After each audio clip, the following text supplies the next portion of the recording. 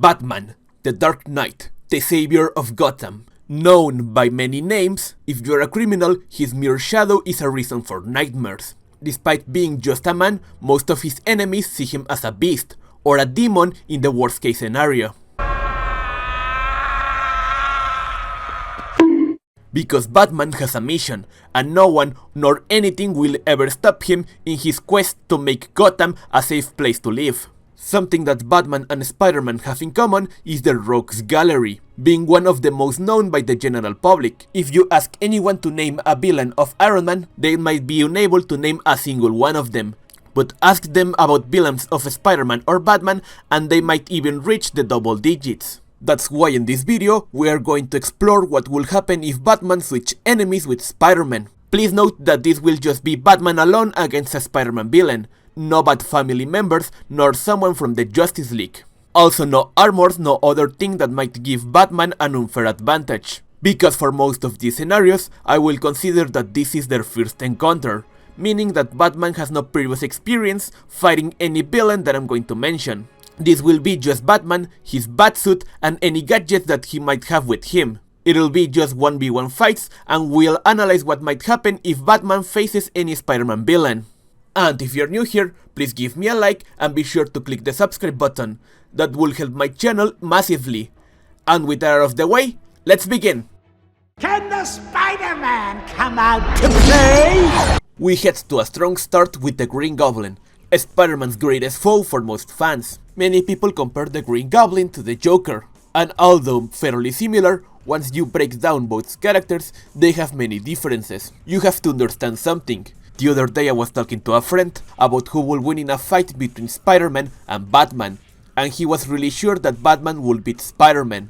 His argument was that Spider-Man's only power was to throw webs and climbing walls, and said that Batman was way stronger.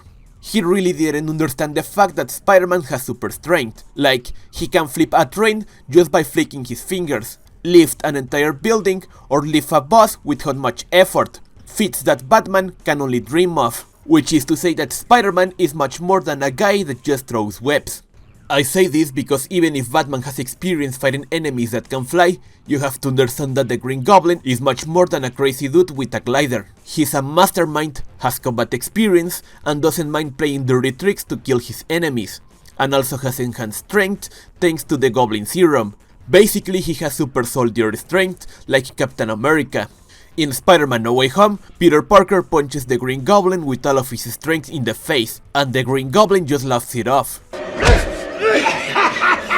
Same Peter Parker that can hold a building or a ferry. Even if you want to use the argument that Batman can beat Superman, that is a cope, because most of the time Superman is holding back, and the Green Goblin has no reason to hold back. There isn't much that Batman can do against the Green Goblin. Maybe he could manage to take the Goblin off his glider, but in the end he will end up being overpowered if not struck by the Goblin.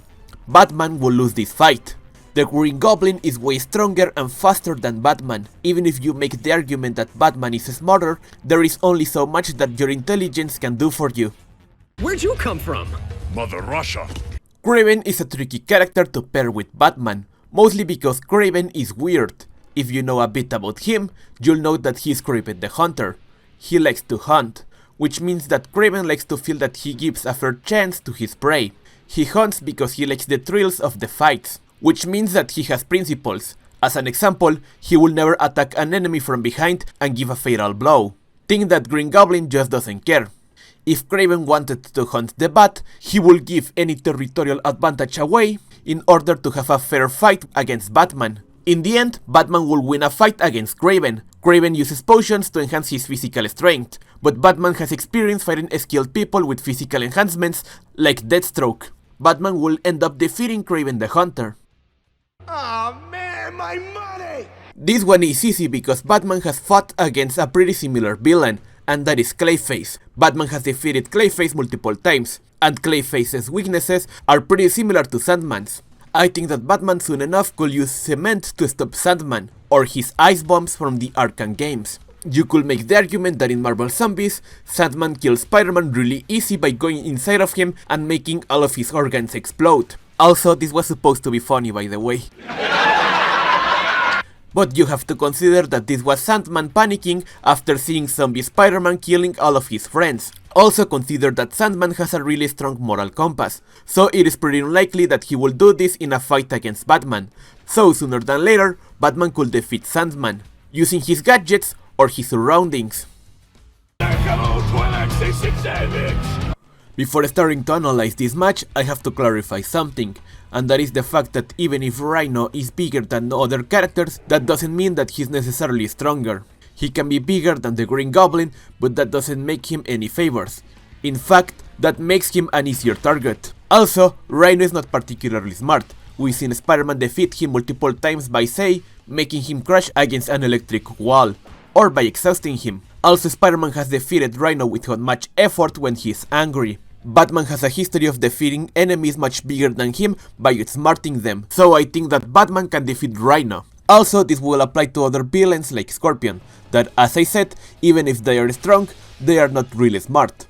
Hey Pedro. This one is funny because Michael Keaton has played both the Vulture and Batman. Let's analyze this. As I mentioned with the Green Goblin, Batman has a lot of experience fighting enemies that can fly. You have to consider that the Vulture is not really strong.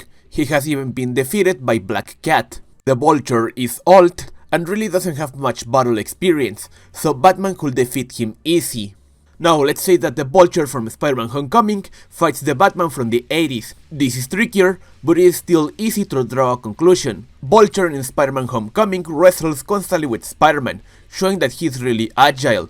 We can see him dodging his attacks, and the mechanical suit and wings really make him stronger. Now compare this to Keaton's Batman that can't even turn his neck or can't fight as fast as the Vulture from Spider-Man Homecoming.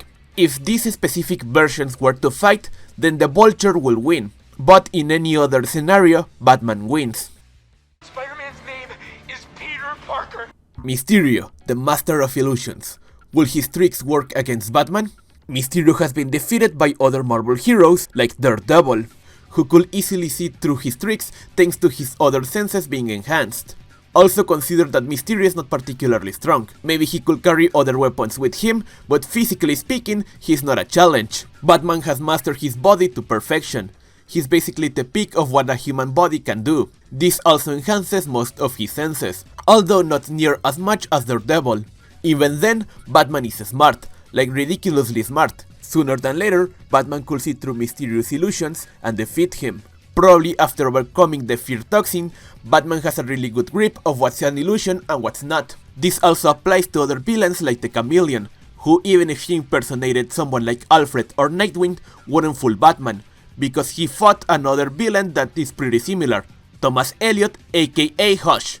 So, Batman wins because he's pretty much impossible to fool, unless you're Catwoman. A god named Sparkles? This one is particularly hard for various reasons. Electro is much faster than Batman. He's made out of electricity. If he wanted, he could fry Batman without much effort. But we run into another problem. Electro almost never does this, because he's not really smart. Batman has fought enemies way faster than him. So it all depends. Electro could kill Batman if he attacked him with a surprise attack. But most likely he will say, "Yo Batman, I'm Sparkles." So I'll give a 50-50 chance with this one, or a 60-40 in favor of Batman. Hello, Peter. Doc Ock, for some Spider-Man's greatest villain, even more so than the Green Goblin. If you think that Norman Osborn is smart, Otto Octavius is literally a genius. Doc Ock is not physically strong, but he doesn't need to because he has his mechanical arms that are faster than Electro. We've seen Spider-Man dodge Electro's attacks multiple times, but he always gets caught by Doc Ock. His mechanical arms respond to Doc Ock's talks before he even knows what he's going to think next, if that makes sense. Doc Ock has defeated Hulk in literally seconds. If Batman managed to punch Doc Ock, it could be fatal for Octavius. But this is unlikely to happen because Doc Ock can move really fast, faster than Batman. Dr. Octopus could defeat Batman more often than not. We are Venom. Spider-Man's most popular villain, or anti-hero should I say. This one is hard because despite Venom's well-known weaknesses and strengths, he is still a pretty weird character. Venom has an impressive durability, more so than Batman, and we don't have to forget his healing factor. The thing is that Venom doesn't use his agility. He has been hurt by other Marvel characters like Punisher or Wolverine. We see him dodging bullets out of a minigun, but usually tanks people. He relies a lot in his height and muscles rather than his agility. If Batman managed to find the symbiote's weaknesses to fire or sound, wouldn't make the fight any easier, because usually the symbiote can recover from that. More often than not, Batman will be defeated by Venom, and we don't even have to talk about Carnage. If Venom can bypass the symbiote's weaknesses, Carnage usually takes seconds to recover from that. So yeah, Batman wouldn't be able to defeat Venom nor Carnage in a first encounter. And that is my point. If you give Batman prep time, he can defeat anyone, which makes him a pretty boring character. And even then, why we don't give prep time to the Green Goblin or Dr. Octopus? That will make them impossible to defeat for Batman. Next thing that I want to address is why not using the Hellbat or the Batman Beyond suit. Well, imagine how boring Batman stories will be if he wore those suits all of the time. There will be no conflict and they wouldn't be exciting to read. Also, it is mentioned that using those suits slowly kills Batman, so at some point Batman will die because of the constant use of those suits. I made this list of the Spider-Man villains that Batman could defeat in a first encounter. Basically, Batman could defeat any street level villain, but beyond that, it'll be nearly impossible. So that's my opinion, leave yours in the comments and I'll see you in the next time. Bye bye!